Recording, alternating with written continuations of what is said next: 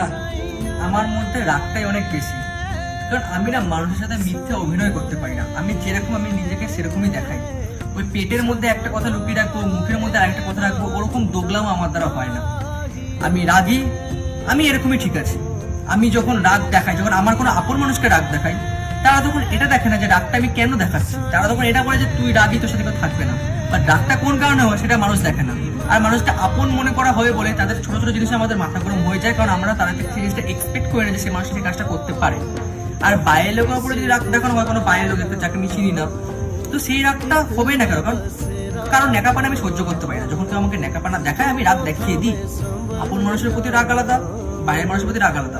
আমি রাগী তো রাগী ঠিক আছে, কারণ এখনকার দিনে থেকে আমি জানি যে সবাই কিভাবে মুখোশ পরে থাকে, আর সেই দুনিয়া থেকে আমি মুখোশ পরে চলতে পারি না।